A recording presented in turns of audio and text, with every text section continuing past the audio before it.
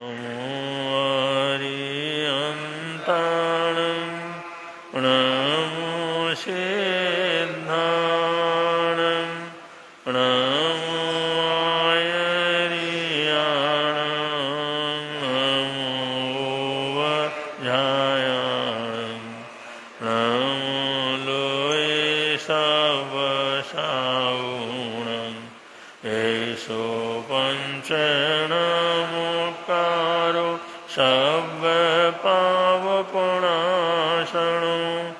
मङ्गलानं च सर्वेशिं परमं वै मङ्गलं मङ्गलानं च सर्वेशिं परमं वै मङ्गलम् धम्मो मङ्गलमुदितम् अहिंसा संयमोत्तमो देवावित्तं नमस्सन्ति यस्य धम्मे संयमो जहादुमस्य भूपेषु वामरो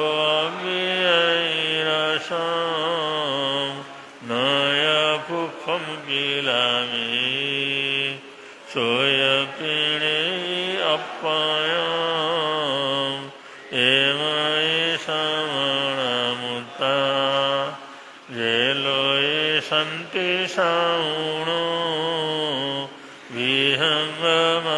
विहङ्गमवभूपेषु दानवत्ति शनिरया वयं च वित्तिं लभमो प्रयगो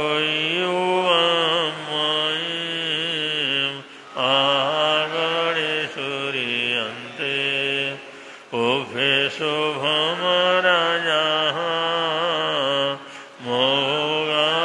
मोगारसमबुद्धा ये भवन्ति अनिश्चया नानापिण्डयादन्ता तेन मुच्यन्ते सावणो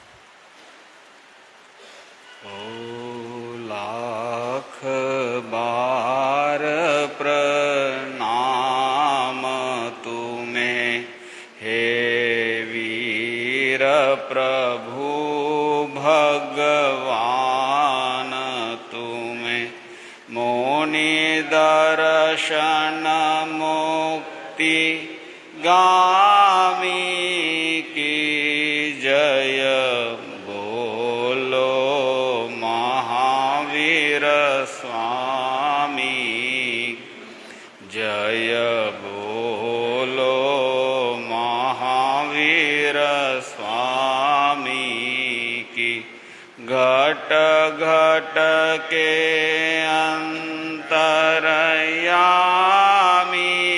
की घट के अंतरयामी की जय बोलो महावीर स्वामी की जय बोलो।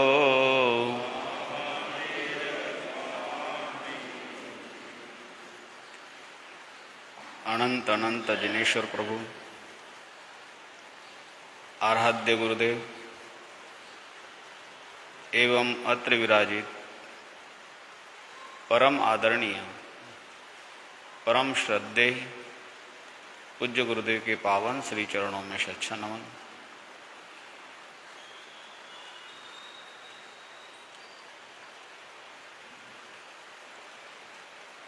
संसार में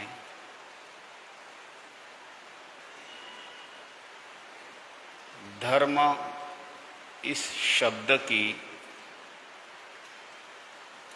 बहुत अधिक मात्रा में सुनने और सुनाने का क्रम देखने में मिलता है। विश्व स्तर के ऊपर जितना हम जानते हैं, जितने हमारी जानकारी में हैं, विभिन्न देशों में अलग अलग जगह के ऊपर धर्म संकल्पना को लेकर अनेक अलग अलग मान्यताएं हैं, अनेक व्याख्याएं हैं, अनेक परंपराएं हैं। दूर दराज क्षेत्र में जहां आदिवासी इलाका है, जिन्हें हम आज भी विकसित नहीं कहते हैं, हमारी दृष्टि में ऐसा लगता है कि वो लोग आज भी प्रोग्रेसिव नहीं हैं, उनमें जितना उत्थान होना चाहिए उतना उत्थान उनका आज भी नहीं हुआ है।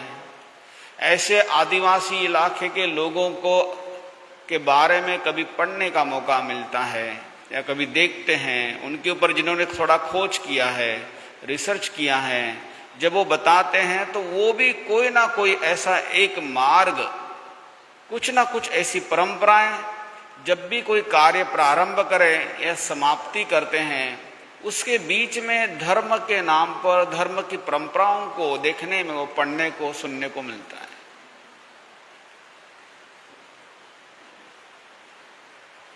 धर्म की परंपराएं, धर्म की क्रियाएं, धर्म के नाम पर अलग अलग प्रकार की बहुत सी मान्यताएं विश्व में हजारों तरीके से है, लाखों तरीके से हो सकती है। इतिहास में थोड़ा सा देखते हैं, जैन आगम परंपराओं में भी भगवान महावीर स्वामी के समय जब स्वयं तीर्थंकर विद्यमान है, उस समय की भी अगर विशेष बात देखते हैं तो सूत्रकृतांग सूत्र हमें इस बात को प्रमाणित करता है कि भगवान के समय भी 363 मतावलंबी थे।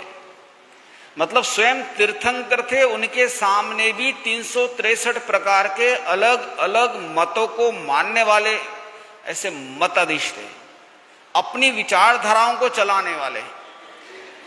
कोई कहे कि आत्मा ही नहीं है संसार में, कोई कहे आत्मा तो है, लेकिन वो आत्मा जब से शरीर तैयार होता है, मां के गर्भ में जैसे शरीर निर्माण होता है, पृथ्वी, पानी, अग्नि आदि की चीजों से, 5 भूतों से जो शरीर तैयार होता है, इन पंचभूतों के जैसा शरीर निर्माण होता है, ऐसे ही उस शरीर के साथ ही आत्मा का भी निर्माण होता है। और जैसे शरीर विलीन हो जाता है वापस पंचभूतों में, वैसे आत्मा भी विलीन हो जाती है। ऐसा मानने वाला, धारणा वाला भगवान स्वयं तीर्थंकर विद्यमान थे, तब भी ऐसे थे। इसके अलावा बहुत छोटी छोटी मान्यताओं को लेकर भी बहुत सी विपरीत परंपराएं भी थी। भगवान जब थे तब तो हैं, लेकिन भगवान जब तीर्थंकर नहीं बने थे उसके पूर्व में तो और बड़ी बड़ी मान्यताएं थी।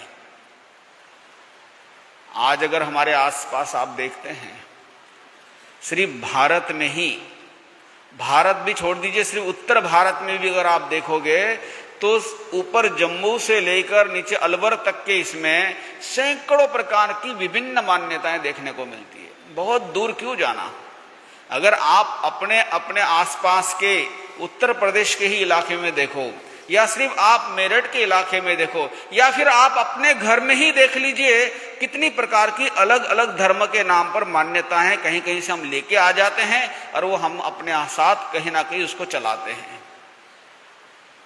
सैकड़ों प्रकार की धर्म के नाम के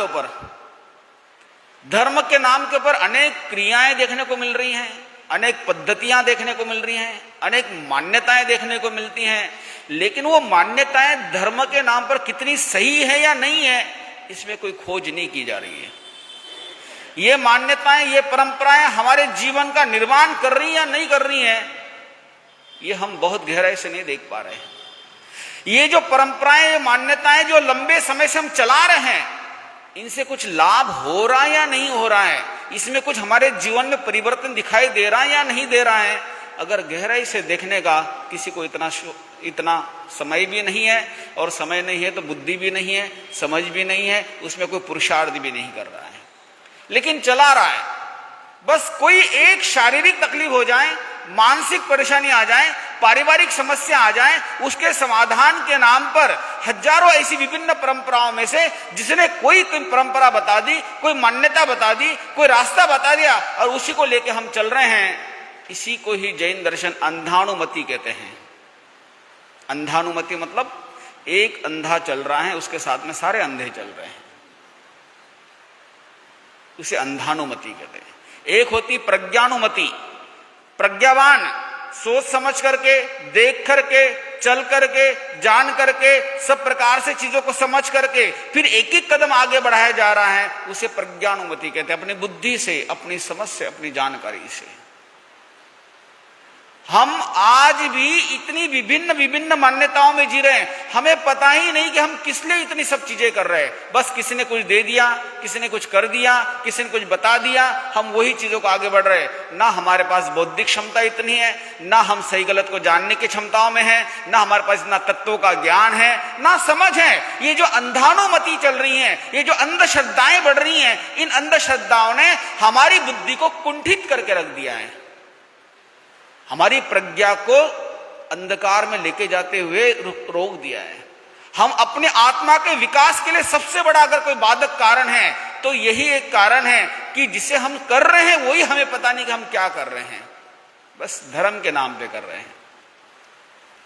किसी ने कहा कि स्नान करके यहाँ कर लेना चाहिए, वो स्नान करे जा रहा है। किसी ने कहा कि रात को 12 बजे उठकर किसी मंदिर चले जाना, वो वही काम कर रहा है। किसी ने कहा कि मध्य रात्रि में उठ करके तुझे ऐसे ऐसे कार्य करना है, वो उसी तरीके से कर रहा है। किसी ने कहा कि प्रातः काल उठ करके तुझे अमुक अमुक चीजें करनी है, वो उसी तरीके से कर रहा है। बहुत सी ऐसी परंपरा है जो हिंसात्मक चीजों से संबंधित है, वो हिंसा करने के लिए भी तैयार हो जाता है। बस एक ही दिमाग में है कि जो मेरे पास कोई समस्या है तो समस्या का समाधान हो जाए, कोई दिक्कत आई है वो दिक्कत हमसे दूर हो जाए, कोई परेशानी आई है वो परेशानी दूर हो जाए। धर्म के नाम के ऊपर हजारों परंपराएं अलग अलग तरीके से व्यक्ति को भ्रमित करते हुए जा रही हैं, और उस भ्रम में हजारों नहीं, लाखों नहीं, करोड़ों नहीं, अनगिनत ऐसे महापुरुष, ऐसे व्यक्ति हैं जो इसमें लगातार वर्षानुवर्ष नहीं, भव से भव जा रहे हैं। इससे बाहर निकलने का रास्ता क्या? बड़ा कठिन है, बहुत कठिन है। कठिन मार्ग नहीं है, कठिन उस मार्ग को समझना है। समझ में आ जाए तो मार्ग बदला जा सकता है। एक मार्ग पे आप चल रहे हैं, अब उस मार्ग से वापस लौटना कठिन तो है, लेकिन पहले पता तो हो कि ये मार्ग सही है या गलत है, इस मार्ग को छोड़ना चाहिए, दूसरा मार्ग चाहिए। उस मार्ग का कोई बोध ही नहीं है हमारे पास, ना जानकारी है।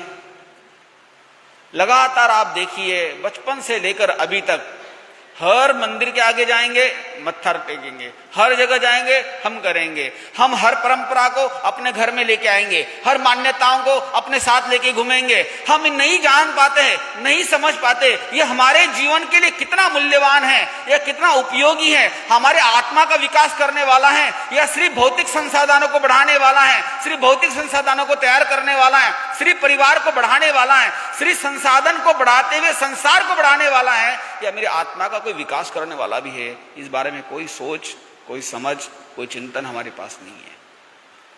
इसी कारण से हम रोज थोड़े थोड़े दिन के बाद कुछ नया नया लेके आ जाते हैं। हर घर में आप देखिए 50 प्रकार की अलग अलग फोटोज लगी हुई हैं, अलग अलग चीजें लगी हुई हैं। धर्म के नाम के ऊपर किसी को पूछा, रे तूने क्या किया? धर्म का है, धर्म का है। अरे तुम वहां गए थे? बोले हाँ वहां गया था। धर्म का काम है, क्या गलत होता है? धर्म का काम है, क्या गलत? धर्म के नाम पर हजारों परंपराएं बना के रखी हमने, लेकिन हमें पता ही नहीं कि धर्म है क्या। धर्म है क्या? धर्म के नाम पर हजारों परंपराएं तो लेके चल रहे हैं हम लोग, हजारों मान्यताएं तो लेके चल रहे हैं, हजारों क्रियाएं तो कर रहे हैं हम लोग। उसके नाम पर पैसा भी अनाप शनाप जा रहा है, और उसके साथ में हमारा जीवन भी, समय भी, उन सब क्रियाएं करते हुए, अपने जीवन को लगाते हुए हमें ये नहीं पता कि धर्म है क्या।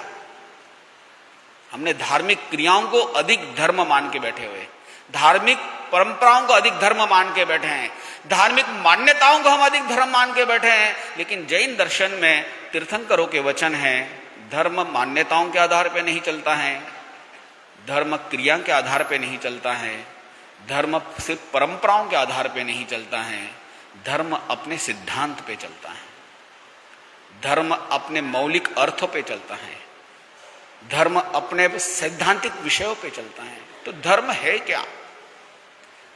परसों भी मैं पीछे एक दिन धर्म को लेकर बता रहा था, एक व्याख्या हम समझ रहे थे कि वस्तु स्वभाव धम्मो, वस्तु का स्वभाव क्या है? धर्म है। एक और आगम में व्याख्या मिलती है धर्म की, धारयति धर्म। धारयति धर्म, धारयति मतलब जो धारण करे वो धर्म, जो धारण करे वो धर्म। धारण क्या किया जा सकता है? धारण का मतलब होता है जो हमें संभाले, जो हमें सुरक्षित करे, जो हमें व्यवस्थित करे, जो हमें गिरते हुए को बचा ले, हमें पड़ते हुए को, गिरते हुए को, नीचे झुक जाते हुए को हमें संभाल ले, हमें पतन के रास्ते को जाने से रोक दे, हमें अज्ञान से जाकर सम्यक ज्ञान में लेके आ जाए, हमें संसार के मार्गों को छुड़वा करके हमें मोक्ष के मार्ग तरफ लेके जाए, हमें संसार की वृत्ति को हटा करके हमें आत्म कल्याण की दृष्टि में लगा दे, उसे धारण कहते हैं। जैसे एक छोटा बच्चा है, उसके सार संभाल करने वाले के लिए कई शब्द आते हैं। अभिभावक आता है, माता पिता आते हैं, पालक आते हैं, उसके लिए धारक शब्द भी आता है। धारक का मतलब उसको धारण करने वाला। धारण का क्या अर्थ है? सिर्फ खाना खिलाना, कपड़े पहनाना, अच्छी जरूरतें पूरी करना है, इसका मतलब सिर्फ माँ बाप वो नहीं होते। लोक में तो यही कहते हैं। अच्छे पालक का मतलब ये नहीं है कि आप सिर्फ उसकी जरूरतें पूरी करो, अच्छे पालक का मतलब यह है कि उसके जीवन में भी अच्छे संस्कार आ सके, बुरी पद्धतियां, बुरे संस्कार, बुरी क्रिया उसके जीवन में ना आए।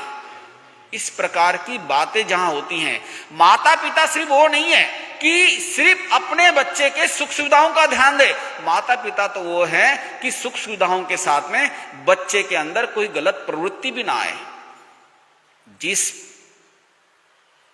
शब्दों से, जिस व्यवहार से हम बच्चे को लाड़ करते हैं, प्यार करते हैं, अपनापन देते हैं, वात्सल्य देते हैं, लेकिन जब वो गलती करता है, उसी शब्दों से, उसी व्यवहार से, उसी शरीर से उसको सुधारने का प्रयत्न भी करते हैं। उसको बोलते हैं, उसको धमकाते हैं, उसको डांटते हैं, उसको रोकते हैं। ये जो अच्छे माता पिता, अच्छे अभिभावक, अच्छे पालक का कार्य है, वही कार्य एक अच्छे धारक का भी होता है, जो पतन की तरफ गिरते हुए को धारण करा दे, हमें रोक दे। धर्म यही काम करता है। अगर आपकी धार्मिक मान्यताएं, धार्मिक चीजें, धर्म अगर आप जो भी कर रहे हैं, वो अगर आपकी आत्मा को पतन से रोकने का काम कर रहा है, तो समझ लीजिए धर्म है। इसी को जैन दर्शन क्या कहता है? धारयति धर्म। जो धारण करे वो धर्म, जो पापकारी से रोक दे वो धर्म है, जो हमें संसार के मार्ग को हटा करके मोक्ष मार्ग तक लेके जाए वो धर्म है। तो हम धर्म को जाने कैसे? इसलिए भगवान ने क्या कहा? पन्ना समीके धम्मे। धर्म को कैसे जानेंगे हम? प्रज्ञा से समीक्षा करके, प्रज्ञा से समीक्षा करके धर्म को जाना जा सकता है। प्रज्ञा से, प्रज्ञा यानी बुद्धि से, सम्यक बुद्धि से समीक्षा करके, मतलब विवेकवान हो करके, यथार्थता को जान करके, सत्यता का पता लगा करके, ये जीवन के लिए कितना उपयोगी है, ये आत्मकल्याण के मार्ग सही है या नहीं है। नहीं तो विभिन्न हजारों ऐसे अलग अलग मान्यताएं जहां बलि प्रथा करके भी आत्मकल्याण की बातें करते हैं। किसी पशु को मार करके, किसी पशु की बलि दे करके, सिर्फ इस नाम के कि धर्म के नाम पर बलि की हजारों पद्धतियां हम देखने को मिलती है। इतनी हिंसाएं होती है, इतनी अलग अलग मान्यताएं देखने को मिलती है। आज भी देश में, विश्व भर में करोड़ों करोड़ों पशु सिर्फ इसी कारण से मरते हैं कि धर्म के नाम के मरते हैं। एक ऐसी भी कौम जो पूरे विश्व में अरबों खरबों के तादाद में सिर्फ धर्म की मान्यताओं के आधार पर किसी जीवों का हिंसा करके, तकलीफ देके, कष्ट दे करके, मार करके, पीड़ित करके, धर्म के नाम पर इतनी बड़ी हमें परंपरा देखने को मिलती है और चल रही है, फल फूल रही है बड़े जोरों शोरों में। आज भी आप देखते हैं ऐसे ऐसे मंदिर, ऐसे ऐसे घर, ऐसे ऐसे स्थान हैं जहां शराब चढ़ाई जाती है। आज भी सैकड़ों ऐसे जगह हैं, चाहे भैरव के नाम के ऊपर हो, किसी और मान्यताओं के नाम के ऊपर हो, शराब चढ़ाई जाती है। जहां जैन दर्शन में आप देखिए धारयति धर्म, जो आत्मा को धारण करे, तो धारण किस रूप में करेंगे? वो बताते हैं कि प्रज्ञा सम्यके धम्मे, प्रज्ञा से समीक्षा कैसे करे कि जो हमारे नियम बने हुए हैं, जो हमारी पद्धतियां बनी हुई हैं, जो हमारी व्यवस्थाएं बनी हुई हैं, वो व्यवस्थाएं, वो नियम, वो प्रत्याख्यान, वो व्यवहार, वो हमारे जीवन में जो संस्कार डाले जा रहे हैं, वो ऐसे संस्कार, ऐसे नियम, ऐसी पद्धतियां जो आत्मा को गिरते हुए बचाएं, आत्मा को दुर्गति में जाते हुए बचाएं। इसके लिए जैन दर्शन में सबसे बेसिक अगर कोई बात बताइए तो सप्त कुवेसन की बताइए। सप्त कुवेसन की बात बताइए। बेसिक, एकदम बेस वाली चीज है बिल्कुल। एक प्रत्याख्यान के अलावा भी सामान्य बात अगर कोई कही है तो 7 कुवेसन की बात कही है। पिछले कई बार अनेक ग्रंथों को पढ़ने का मौका मिल जाता है। श्रावक दर्शन को लेकर के लिए अलग अलग किताबें पढ़ने को मौका मिली। हर ग्रंथ में सबसे प्रारंभ में अनुव्रतों की बात बाद में की है, सम्यक्ति का विषय बाद में लिया है। सबसे पहला अगर कोई विषय लिया तो 7 कुवेसन का विषय लिया है। आज भी आप देखिए जैन कुल में जन्म लेते ही बच्चा इतना छोटा है, अभी वो चल रहा है इधर उधर, और कभी कभी किसी बच्चे को नहीं पता चलता है, उसे बड़ा कुतूहल होता है। अगर कोई चींटा इधर उधर दौड़े तो कुछ कुछ बच्चे उसको पकड़ने के लिए दौड़ते हैं। कुतूहल होता है, बच्चे को लगता है क्या नई चीज है, उसको पकड़ता है। तो माता अगर पास में है, पिता अगर पास में है, बड़ा भाई अगर पास में है, घर का कोई व्यक्ति पास में है, जैन दर्शन से संबंधित है, वो सबसे पहले क्या करता है? उस बच्चे को रोकता है, उसे समझाता है ये नहीं करना। वो छोटा सा बच्चा अभी इतने समझने की स्थिति में नहीं है, फिर भी उसे रोका जा रहा है कि ये काम नहीं करना है, ये नहीं करना। ये शब्द आता कहां से? धारयति धर्म। धारयति धर्म। ये जो छोटी छोटी पद्धतियां सिखाई जा रही है, ये जो घर में छोटे छोटे संस्कार दिए जा रहे हैं, जैसे छोटा बच्चा और थोड़ा बड़ा बना, बड़े बन करके कभी कभी उसने किसी के जेब में से पैसे निकाल लिए, कहीं से कोई वस्तु उठा ली, माता पिता कहते कि नहीं ये गलत किया तूने, वापस जाके रखिया, कहीं से चीजें नहीं उठानी ऐसी। किसी के घर में गए, वहां से कोई सामान निकाल के लेके आया, खेल रहा है, तुरंत बच्चे को रोकेंगे, ऐसे बिना पूछे हाथ नहीं लगाना। ये जो छोटे छोटे हैं यही तो धर्म है। उसे आत्मा को आगे लंबे, जब वो बड़ा हो जाएगा, बड़ा होने के बाद उसके मन में चोरी के भाव पैदा नहीं होने चाहिए, किसी अन्य की वस्तु उठाने के भाव पैदा नहीं होने चाहिए। इसलिए बचपन में ही उसे जो रोकते हैं, ये रोकना ही क्या है, धारण करना होता है। यही तो धर्म है। धर्म मतलब क्या? यही धर्म है जो धारण किया जा सकता है। और बड़ा होने के बाद अगर कभी किसी गलती से अगर वो सिगरेट पी रहा है, जो पिता स्वयं सिगरेट पीता है वो भी पसंद नहीं करता है कि मेरा बेटा सिगरेट पिए। जो पिता स्वयं गलत काम करता है वो नहीं चाहता कि मेरा बेटा गलत काम करे। पिता अपने व्यापार में कुछ चोरी का काम, टैक्स का काम अगर गलत भी करता है, तब भी वो ये सोचता है कि मेरा बेटा कम से कम आगे अच्छा काम करे, ये झंझट वाले काम ना करे। अभी तक उसने 20-25 साल में जो उल्टे फुल्टे काम किए होंगे परिवार के लिए, सभी के लिए, लेकिन फिर भी वो सोचता है कि मेरा बेटा ये रास्ते पे ना जाए, ये काम ना करे। उसको रोकता है कि नहीं, आगे से तू तेरी जो फाइल है वो बिल्कुल अच्छी रख, टेंशन मत रख, झंझट मत रख। धार्यति धर्म हमारे व्यवहार में, हमारे उठने बैठने में, हमारे चलने में, हमारी बातों में हमें संस्कार दिए जाते हैं कि धर्म क्या है। हमारी एक एक पद्धतियां धार्मिक जीवन को बढ़ाने वाली बनती है। विभिन्न मान्यताओं के बीच में जैन दर्शन ने समीक्षात्मक प्रज्ञा से समीक्षा करनी चाहिए।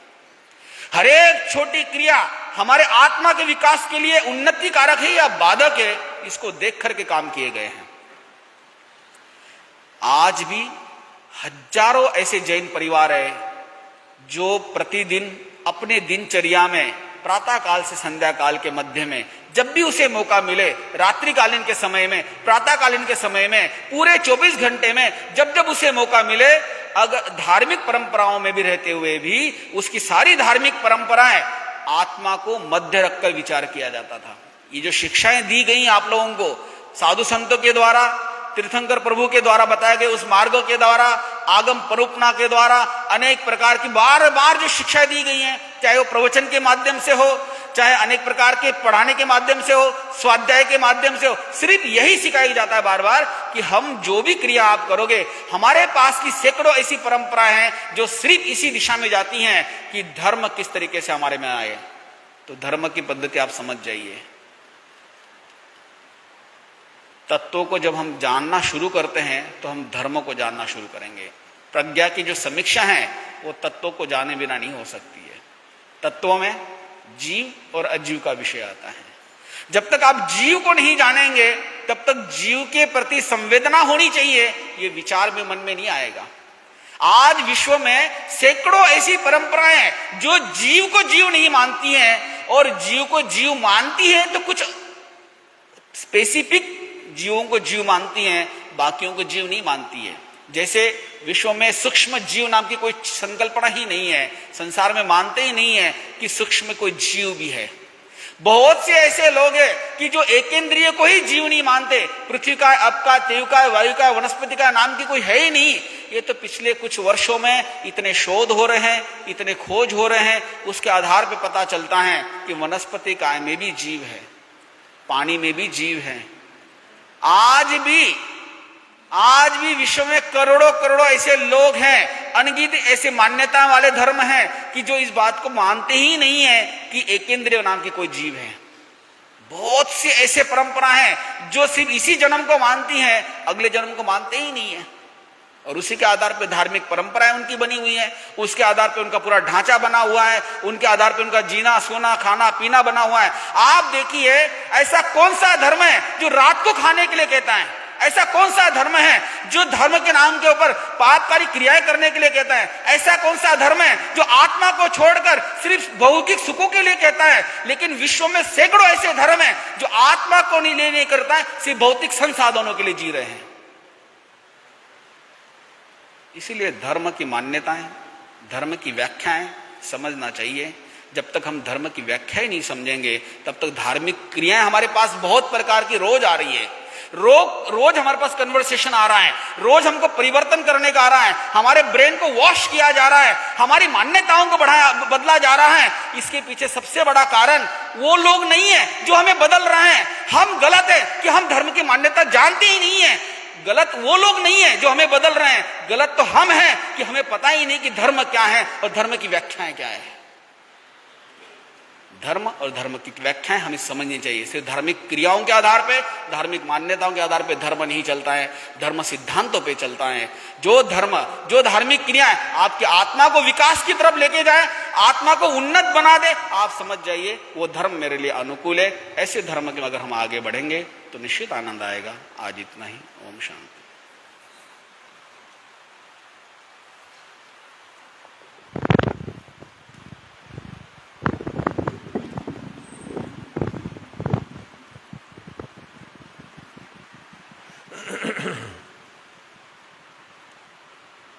श्री शांतिनाथ भगवान आनंद वरताओ। श्री शांतिनाथ भगवान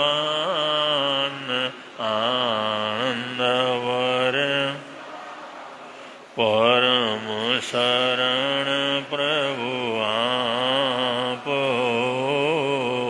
परम शरण प्रभु आप।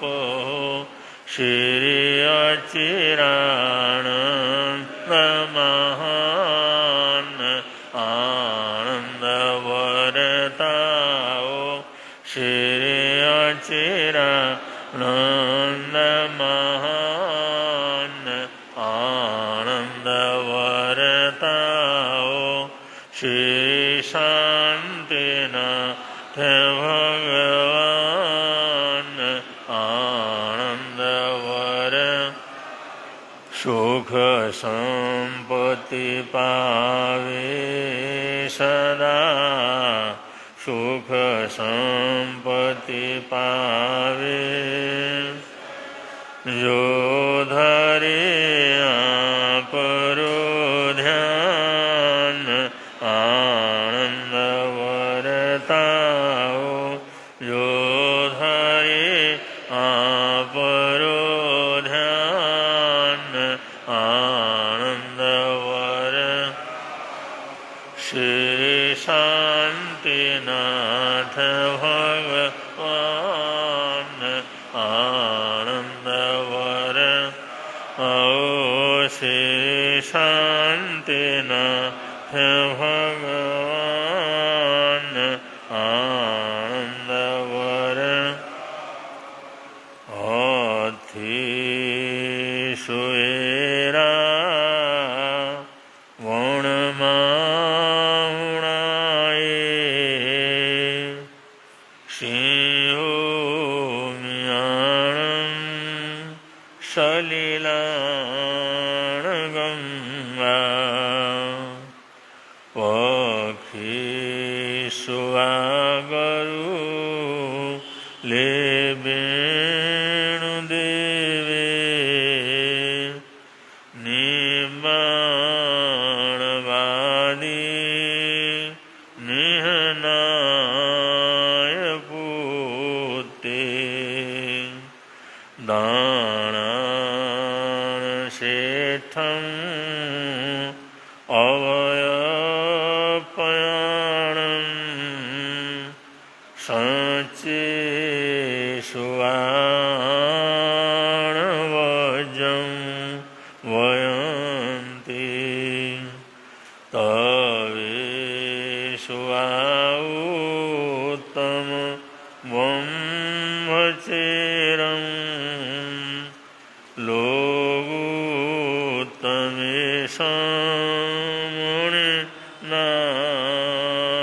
पूते।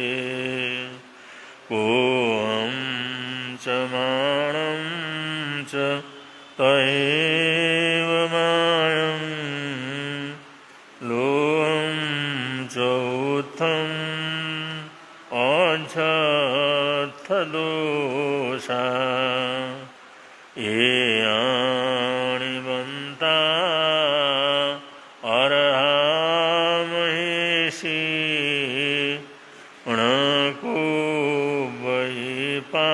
पावण कारवे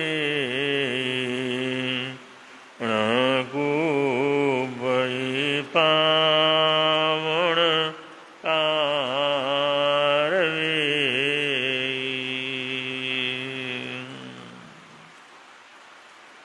जिनेंद्र वचनों के अंदर ये कहा गया है, जब भी मनुष्य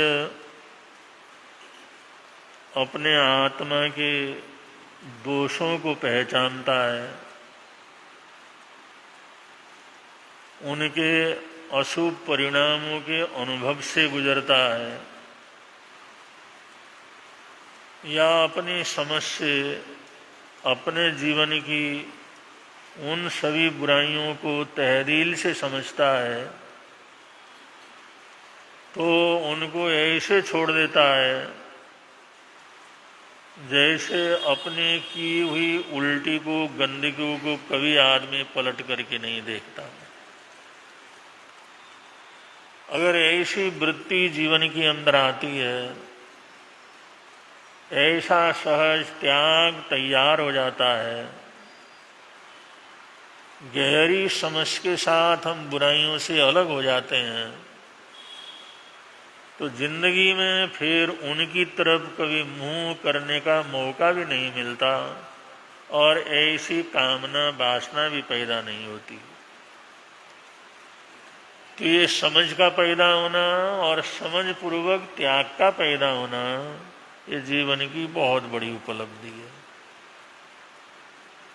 एक बार छोड़ने के बाद, एक बार त्यागने के बाद वो मरना अच्छा समझता है, लेकिन उस तरफ उसका आकर्षण कभी क्या करता होता नहीं है। ऐसा शास्त्रकार कहते हैं, हमारी अगर समझ अच्छी हो जाए, विचार अच्छा हो जाए, सोच अच्छा हो जाए, तो ऐसी महान प्रवृत्तियां हमारे जीवन के अंदर बढ़ती हैं। और ऐसी प्रवृत्तियां जीवन के अंदर बढ़ती हैं तो ऐसी पुण्य का परिबंधन होता है, ऐसे कर्मों की निर्जरा होती है। कभी कभी बड़े निकाचित कर्मों की वजह से या बड़े कठोर कर्मों की वजह से कोई बहुत बुरी स्थिति पैदा हुई है, उसका कोई समाधान नहीं मिल रहा है, लेकिन फिर भी अगर भरोसा रख करके चलता है तो कभी कभी असाध्य बीमारियां भी क्षण भर के अंदर नष्ट हो जाती हैं। और जिसकी कोई अगले ने कल्पना नहीं की, ऐसी अकल्पनीय सुख साता उसको वापस क्या हो जाती है, मिल जाती है। इसलिए दुनिया के अंदर आशावान होकर के रहना चाहिए, निराश होने के जीने की जरूरत नहीं है। कोई भी कैसी भी परेशानी आती है, उसमें भी धैर्यपूर्वक बिना घबराहट के अगर हम जीते हैं, तो कभी कभी बुरी से बुरी स्थितियों से क्षण भर के अंदर ही अपने को उपरत भी हम क्या कर सकते हैं, कर सकते हैं। ऐसे बहुत से प्रकरण दुनिया के अंदर रहते हैं। एक बस में जिस समय सरदार जी ने प्रवेश किया, बस के अंदर गए, वहाँ पर बैठे, तो उन्होंने देखा बस के जो शुरुआत में वहाँ पर गुरु गोविंद सिंह जी का जो फोटो वहाँ पर क्या हुआ, रखा हुआ, बहुत अच्छी तरह से सजा करके। तो अच्छा लगा, क्योंकि जिसको मानने वाला है, जिसके प्रति भक्ति है, जिसके प्रति समर्पण भाव है, जिसको हम आदर से समझते हैं, अगर उनका प्रतीक कहीं भी रहेगा तो मन के अंदर बड़ी श्रद्धा सद्भावना पैदा होगी। बहुत अच्छा लगा। लेकिन ड्राइवर को देखा, ये ड्राइवर तो मुसलमान है। उन्होंने कहा ये तो मुसलमान है, थोड़ा सा आगे जा कर के बैठा हो। उन्होंने कहा ड्राइवर मुसलमान है और इसने गुरु गोविंद सिंह जी का फोटो बहुत अच्छी तरह से लगा रखा है। तो जाकर के पूछा, आप तो इस्लाम को मानने वाले हैं, मुसलमान भाई? हाँ, मैं मुसलमान भाई हूँ। तो आपने ये जो गुरु गोविंद सिंह जी की फोटो कैसे लगा रखी है यहाँ पर? आप तो मुसलमान हैं। इस्लाम को मानने वाले हैं, फिर ये फोटो। तो उन्होंने कहा भाई ये क्यों लगा रखा है, ये मैं नहीं बता सकता, ये मेरे मालिक बता सकते हैं। उन्होंने कहा ये बसों के जो मालिक हैं, मैं तो ड्राइवर हूँ, मैं तो सर्विस करता हूँ, मैं तो ड्राइविंग करता हूँ, और मेरे मालिक के ऐसे जो है 24 बसें हैं, और 24 के 24 बसों में उन्होंने गुरु गोविंद सिंह जी की फोटो ऐसे श्रद्धा से लगा रखी। लेकिन अब क्यों लगाया ये मैं नहीं बता सकता, ये वही बता सकते हैं। सरदार जी को बड़ी जिज्ञासा हुई, 24 बसें हैं। और तो उसने पूछा, वो फिर वो कोई सरदार होंगे तुम्हारे मालिक? उन्होंने कहा नहीं सरदार नहीं, वो भी मुसलमान ही है। उन्होंने कहा मुसलमान है? हाँ वो मुसलमान है, सरदार नहीं है, लेकिन उन्होंने गुरु गोविंद सिंह जी की फोटो पे ऐसे लगा रखा है, एक में नहीं, अपने 24 के 24 बसों के अंदर लगा रखा है। अब जिज्ञासा हो गई, मैंने कहा इसका कारण क्या है, थोड़ा जाने तो सही। फिर श्रद्धा भी हो गई, एक मुसलमान होकर के गुरु गोविंद सिंह जी का फोटो इतने अच्छी तरह से अपने बसों में लगा रखा है, और 24 के 24 बसों में लगा रखा है। सबका मालिक एक ही है, वो भी मुसलमान है। तो घूमते फिरते वो सरदार साहब उसके पास पहुंचे, जाकर के पूछा भाई एक समाधान करने के लिए मैं आया हूँ कि आप अपने बसों में ये सरदार जो हमारे गुरु गोविंद सिंह जी हैं उनका फोटो आप क्यों लगाते हैं, इसका क्या कारण है? वो थोड़ा मुस्कुराया, उन्होंने कहा बतलाइए, मैं जानने के लिए बहुत उत्सुक हूँ और बहुत दूर से मैं आया हूँ आपको ढूंढते ढूंढते। कि आपके बस में बैठा तो मैंने पता लगा भाई आपके पास काफ़ी बसें हैं और आपने हर बस के अंदर गुरु गोविंद सिंह जी का फोटो लगा रखा है। तो मेरे मन के अंदर बड़ी जिज्ञासा हो गई, इसलिए बहुत दूर से आया हूँ, इसका मैं रहस्य जानना चाहता हूँ। उसके आंखों में थोड़े आंसू आए, उसने आंखों को पोंछा और कहा सरदार साहब कई वर्षों के पहले की बात है, मेरे को लकवा मार गया। लकवा मार गया, हालात बहुत खराब हो गए। एक तरफ का हिस्सा तो चलता नहीं था, दूसरे हिस्सा भी डैमेज होता चला गया। सब कुछ बेच डाला, पैसा जितना था उसमें इलाज में खर्च किया, लेकिन कोई फायदा क्या हुआ नहीं हुआ। निराश हो गया मैं, बहुत तकलीफ होगी। उठना बैठना चलना सब जो है बेहरुम हो गया, भाई कैसी ये जिंदगी है।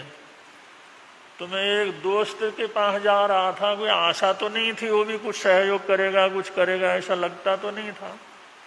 लेकिन फिर भी जब मुसीबत में इंसान होता है तो कहीं ना कहीं सोचता रहता है। मैंने सोचा चलो दोस्त के पास जाता हूँ, मेरा भाई है दूर का। तो मैं उसके पास इस समय जा रहा था, ऑटो रिक्शा में जा करके जैसे गया तो आगे जाते जाते जिस समय आगे गए तो वहाँ पर नगर कीर्तन क्या कर रहा था, निकल रहा था। जैसे सरदारों का साल में कई दफ़ा उनका नगर कीर्तन अलग अलग गुरुद्वारों से निकलता है। नगर कीर्तन चल रहा था, काफ़ी लोग थे। उस ऑटो वालों ने, रिक्शे वाले ने मेरे को वहीं पर बैठा है, साहब आगे नहीं जा सकते, आगे रास्ता पूरा बंद है। मेरे को वहीं पर नीचे उतार दिया और रवाना क्या कर गया। और मैं बेचारा लाचार सड़क के सामने बैठा हुआ था, सोच रहा था क्या मेरी जिंदगी है। ये अल्लाह ताला, हे परवरदिगार मेरे को उठा ही ले, वरना कम से कम इतनी जिंदगी तो बख्श दे, मैं अपनी रोटी कमा करके खा सकूं, अपने पैरों से आगे पीछे कर सकूं, इतना तो बख्श दे। ऐसी जिंदगी भी क्या है जिसके अंदर हर चीज के मैं लाचार हो गया। तो ऐसा प्रार्थना कर रहा था, ऐसा प्रार्थना जैसे कर ही रहा था तो उधर से घोड़ा आया। वो नगर कीर्तन ये निकालते हैं तो घोड़े को सजा करके क्या करते हैं, और वो कह रहे थे भाई ये गुरु गोविंद सिंह का घोड़ा है, सजा हुआ सफेद घोड़ा। वो जैसे आया, अब मैं तो इधर उधर हो भी नहीं सकता, बैठा हुआ था, और वो घोड़ा आया, उसने एक किक मारी मेरे ऊपर, मैं परे जा करके क्या कर गया। जैसे किक मारी मैं चिल्लाया, और जो लोग थे उन्होंने सोचा ले भाई ये मर न जाए, वो फटाफट आए, उन्होंने मेरे को क्या कर लिया। जिस समय उठाया, नहीं भाई कहाँ कहाँ क्या बात हो गई, चोट तो नहीं लगी, क्या हुआ, जैसे 2-4 जने ने मेरे को उठाया, उठा करके खड़ा किया, पूछने लगे क्या हाल है, सारा परेशान ठीक तो है। तो मैंने देखा मैं तो बिल्कुल ठीक हूँ। वो मैं इतने समय से लाचार था, इतने समय से खड़ा नहीं हो सकता था, चल नहीं सकता था। मैंने इधर का पैर हिलाया, इधर का हिलाया, थोड़ी अंगड़ाई ली, मैंने कहा ठीक ठाक हो, ठीक ठाक हो। मेरा वो लकवा ही क्या हो गया था, मतलब बिल्कुल ही ठीक ठाक था। मैंने कहा मैं ठीक ठाक हूँ। वो लोगों ने मेरे को जरा वो जो कपड़े में धूल लक्कड़ था वो झाड़ा, उन्होंने कहा चलो भाई तो ठीक ठाक है। और वो तो चले गए, उन लोगों को क्या पता मेरी क्या स्थिति थी, मेरे को तो अपरंपार खुशी हुई। और मैं वहां से गुरुद्वारे में गया, और 40 दिन तक मैंने लगातार गुरुद्वारे के अंदर क्या की, सेवा की। गुरुद्वारे में गया, मैं गुरु की कृपा हुई, गुरु जी का घोड़ा आया, उसने ऐसी किक मारी, वो मैं तो जिंदगी को ही क्या कर दिया, संवार दिया। और मैंने 40 दिन तक लगातार गुरुद्वारे के अंदर पोछे का काम, झाड़ू का काम, सफाई का काम, जूते साफ करने का काम, बर्तन धोने का काम, जो भी काम देखा 40 दिन तक मैंने पूरा का पूरा क्या किया, 40 दिन तक काम किया। फिर मैंने जो कुछ भी मेरे पास था, छोटा सा मकान जो भी था, थोड़ा बहुत जो भी बचा हुआ था, वो सारा बेच करके मेरे मन के अंदर ऐसी बात आ गई, तो मैंने एक बस क्या कर ली, खरीद ली, और ऐसी सेवा करता रहा। और परोपकार में भी जैसे होता था, थोड़ा सा अगर आमदनी होती थी तो उसमें से कुछ न कुछ निकाल करके चलो ऐसे कुछ न कुछ गरीबों के लिए, जरूरतमंदों के लिए। मैं समझता था गरीबों की क्या हालात होती है, बीमारों की क्या हालात होती है। आदमी बीमार होता है, लाचार होता है, तो उसकी क्या दुर्गति होती है, उस सारी चीजों से तो गुजरा हुआ था, तो कुछ न कुछ मैं उनकी सेवा में क्या कर देता था। गुरु कृपा से ऐसी बरकत हो गई, वो कहता आज मेरे पास 24 बसें क्या करती हैं, चलती हैं। गुरु कृपा से मेरे पास कोई किसी प्रकार की कमी नहीं है, तो वही उनका उपकार है। उनके प्रति श्रद्धा के कारण, ईमान के कारण, या उनके प्रति जो कृतज्ञता के रूप में, शुक्रिया के रूप में वो फोटो को मैं क्या कर लेता हूँ, लगा लेता हूँ। तो बंधु कभी कभी असाध्य बीमारियां भी झटके से क्या हो जाती हैं। अब कोई सोच सकता है ऐसी भी घटना घटेगी, कोई घोड़ा आएगा, वो किक मारेगा और अगले का पूरा अधरंग हमेशा के लिए समाप्त हो जाएगा। कोई सोच भी नहीं सकता, कोई कल्पना भी नहीं कर सकता।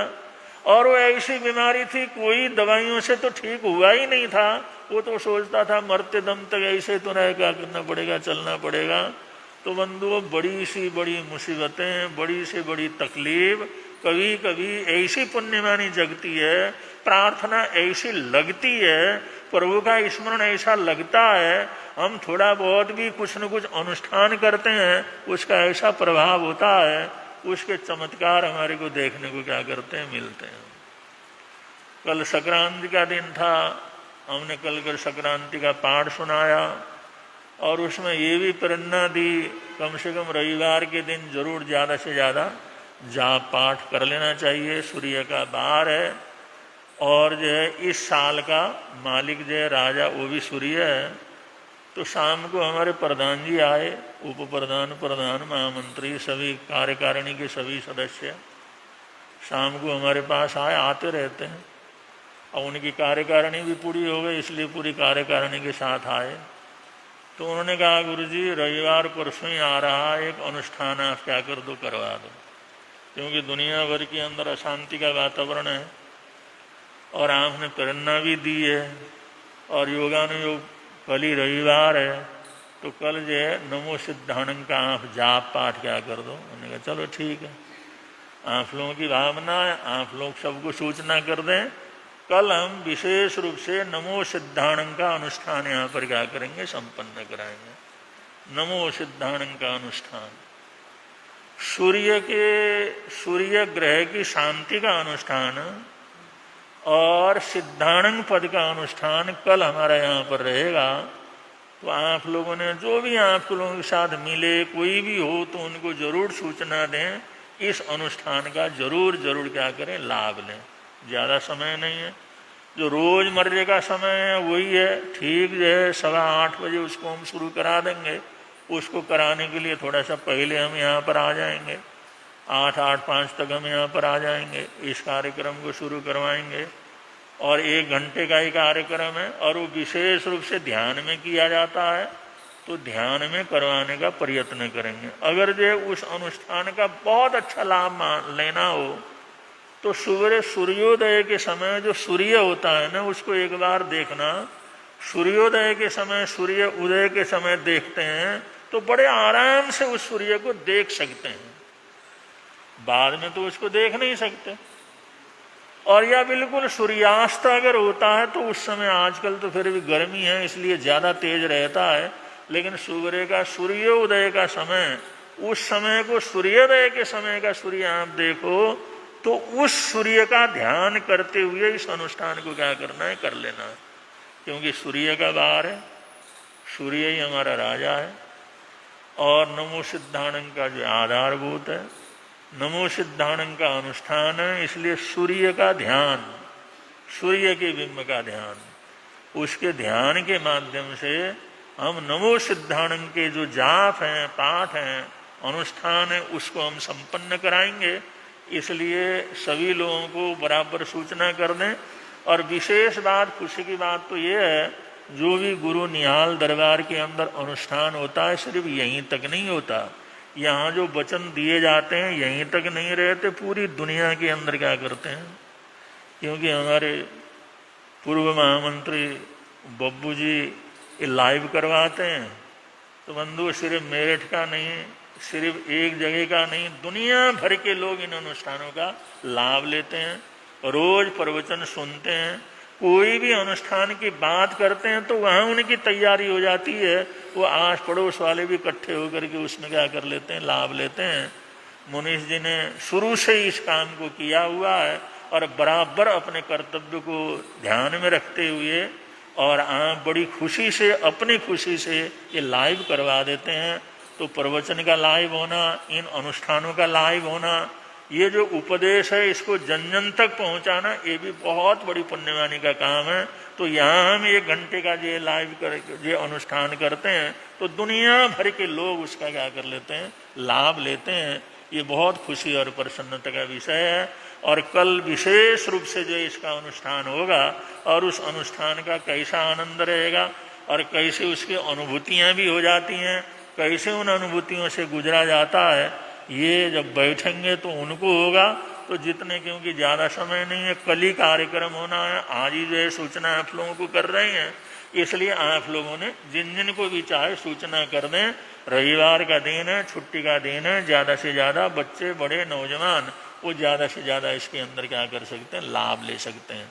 ऐसे अनुष्ठान का लाभ लेंगे तो कभी कभी उनका चमत्कार प्रत्यक्ष रूप में इंसान क्या कर सकता है, देख सकता है। श्रद्धा बढ़ती है, सद्भावना बढ़ती है, समर्पण भाव बढ़ता है और परमात्मा के प्रति भक्ति बढ़ती है। इसलिए ऐसे विशेष अनुष्ठान सामूहिक रखे जाते हैं तो उनमें ज़्यादा से ज़्यादा लोगों को भाग लेने का जरूर प्रयत्न करना चाहिए।